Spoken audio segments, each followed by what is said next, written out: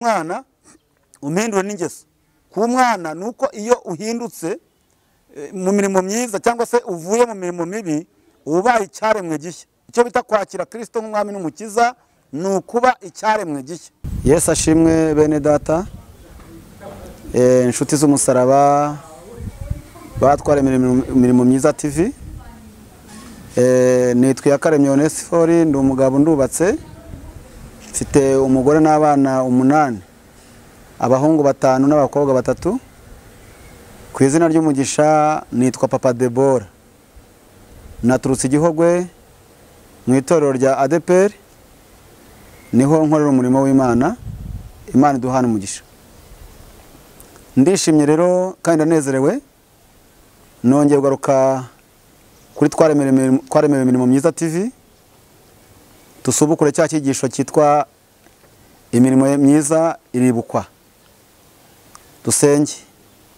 Data mu izina rya Kristo Yesu, Imana ikinga nagira umuntu ukingura, Imana ikingura ntiyagira ukinga, Imana ivuga bikaba, yategeka bigakomera, Imana idahindurwa n'iminsi cyangwa ibihe. Turagushimiye iki gitondo duhaye cy'umugisha, tunejejwe nuko wabanye natwe iminsi yose yatambutse, ukarinda bene data, ukarinda itorero ndetse n'igihugu muri rusange. Warakirinze, nubihimbarizwe. Uyu mwanya tugiye kuganira amagambo yawe, ntaba ari twebwe, ahubwo izina ryawe rihabwa icyubahiro, kandi buri muntu wese yumve icyo umushaka mu gihe nk'iki gikomeye, mu izina rya Kristo Yesu, amen. Twifashishe urwandiko rw'Abefeso, ibice 2, umurongo wa 10. Haravuze ngo, kuko turi abo yaremye, ituremeye imirimo myiza muri Kristo Yesu, iyi Mana yiteguriye kera kugira ngo tuyigenderemo. Dusubiremo. Kuko turi abo yaremye, ituremeye imirimo myiza muri Kristo Yesu, iyi Mana yiteguriye kera kugira ngo tuyigenderemo. Yesu ashimwe. Ijambo ratubwiye ngo kuko turi abo yaremye, turi abantu Imana yaremye, ituremeye imirimo myiza muri Kristo Yesu, kandi ngo iyo mirimo ni Imana yateguye kera kugira ngo tuyigenderemo. Ndagira ngo tuganire iri jambo kandi turitindeho kandi ritugirire umumaro. Icya mbere ngira ngo tuganire ni ijambo rivuga ngo kuko turi abo yaremye. Haleluya. Turashimira Imana ko turi abantu Imana yaremye. Icya kabiri, icyo yaturemeye, ituremeye imirimo myiza muri Kristo Yesu. Icya gatatu, kugira ngo tuyigenderemo. Ushobora kwibwira ariko se kugenda mu mirimo ni iki? Ese imirimo ibaye imodoka, imirimo ibaye indege, imirimo ibaye ipikipiki, imirimo kuyigenderamo ni iki? Tumaze kumva ko turaba Imana yaremye, ituremeye imirimo myiza muri Kristo Yesu kugira ngo tuyigenderemo.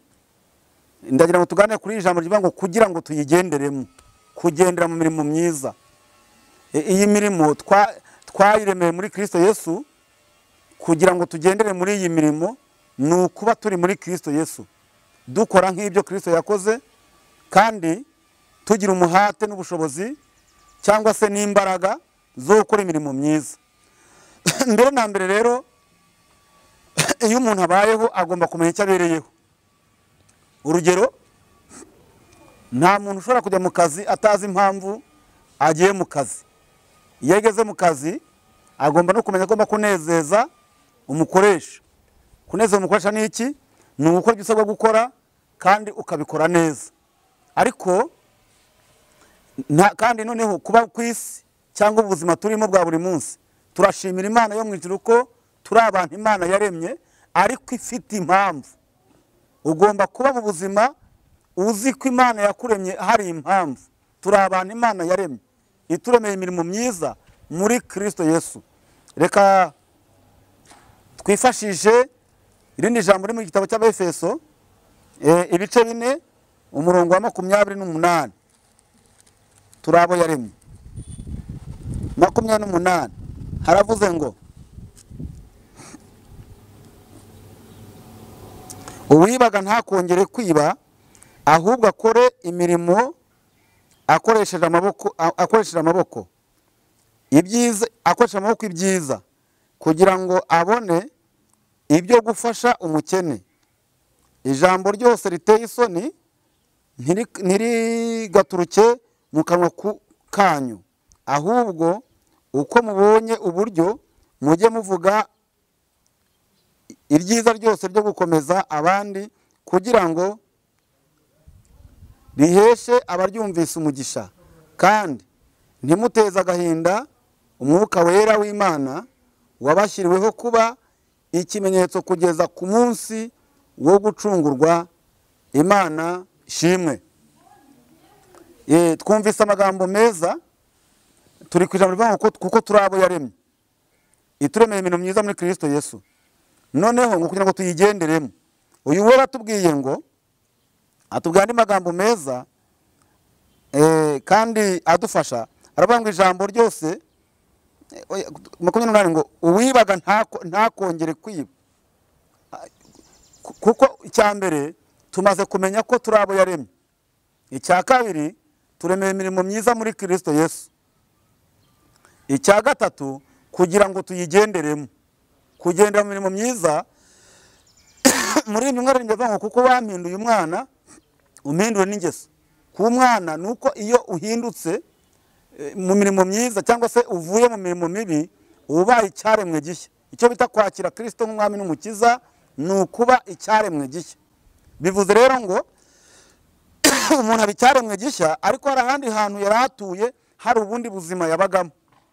Niho rero Abefeso 4:28 hatubwiye ngo uwibaga ntakongere kwiba, ahubwo akora imirimo akoresha amaboko ye ibyiza, kugira ngo abone ibyo gufasha umukene.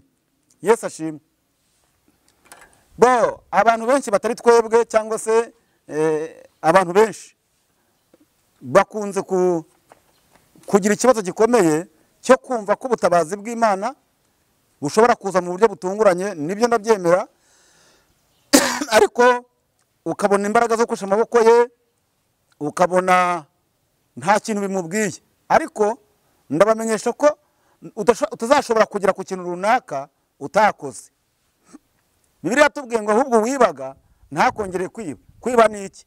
Kwiba ni ugucungana ikintu cy'umuntu yakoze akoresha amaboko ye cyangwa se akoresha imbaraga ze, wowe ugacunga no kugira ngo ukoreshe amaboko yawe ukimunyaga, ukimukureho ukibe. Bibiliya yavuze ngo kuko twaremeye imirimo myiza, kuko turi abo yaremye, ituremeye imirimo myiza muri Kristo Yesu, kugira ngo tuyigenderemo. Noneho ndatubwiye ngo wibaga ntakongere kwiba. Uwakoraga icyaha ntakongere gukora ibyaha, ahubwo ukoresha amaboko yawe kugira ngo ubashe gukora imirimo myiza uyikoreye ku bakene, ugaburira abashonje, wambika abambaye ubusa, ufasha abapfakazi, kugira ngo ya mirimo yawe myiza ihindure benshi, ibahindure kuri Kristo Yesu, wa wundi nyine twaremewemo kubera imirimo myiza. Yesu ashimwe. Dukomeze. Aravuga ngo 29 aravuga ngo ijambo ryose riteye isoni ntirigaturuke mu kanwa kanyu, ahubwo uko mubonye uburyo, haleluya, mujye muvuga iryiza ryose ryo gukomeza abandi, kugira ngo rihesha abaryumvise umugisha. Kandi ntimuteze agahinda umwuka wera w'Imana. Imana ishimwe. Wabashyiriweho kuba ikimenyetso kugeza ku munsi wo gucungurwa. Imana iduhana umugisha. Rero iyo udakora imirimo myiza y'Imana, iyo utubahiriza inshingano z'icyo waremewe, uba urimo guteza agahinda umwuka wera. Kuko umwuka wera twamushyiriweho kugira ngo aduhindurire cyangwa se atuyobore mu nzira nziza itugeza ku mirimo myiza. Iyo rero dufashe ka kanwa kacu tukakavugisha iby'ubugoryi, tugahemuka, tukaba abesikoro, tukiba mu mirimo mibi byose ya kamere iyo umwuka yanga.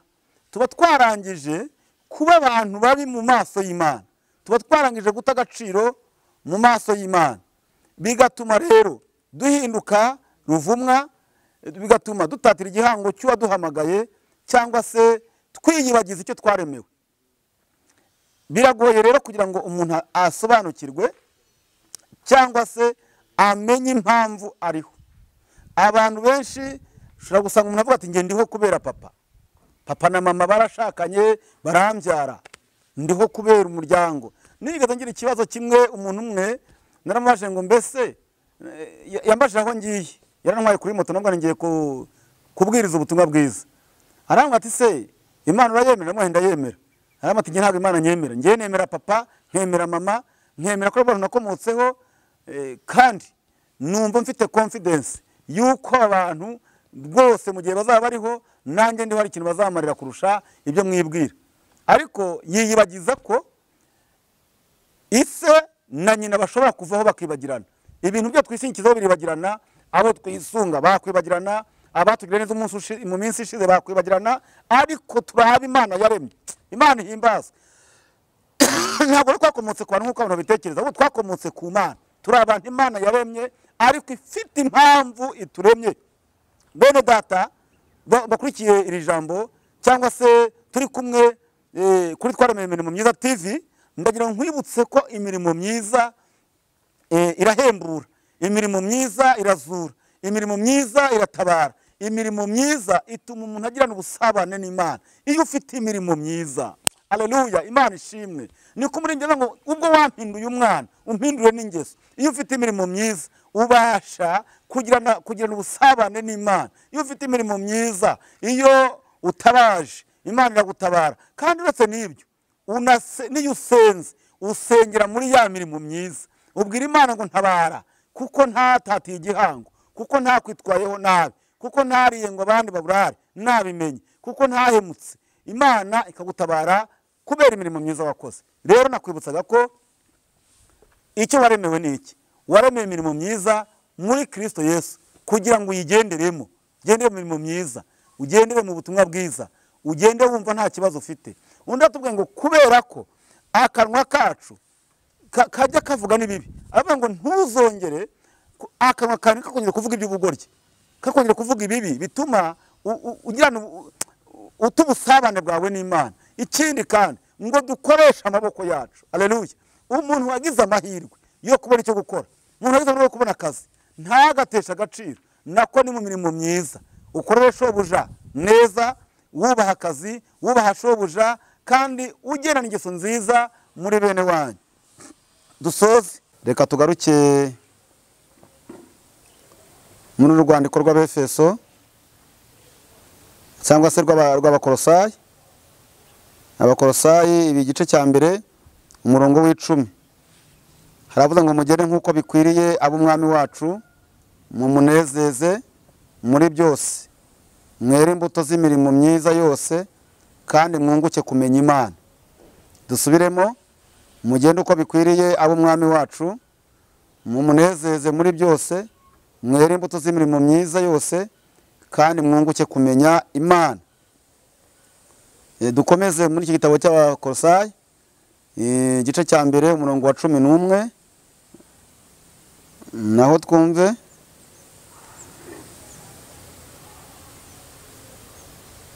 Umurongo wa 11 aravuze ngo mukomereshejwe imbaraga zose nk'uko ubushobozi bwayo bw'icyubahiro bungana, ngo mubone uko mwiyumanganya muri byose, mukihanganana ibyishimo. Dusoreza ahangaha rero mu rwandiko rwa mbere rw'Abakorento ibice 4 umurongo wa 12.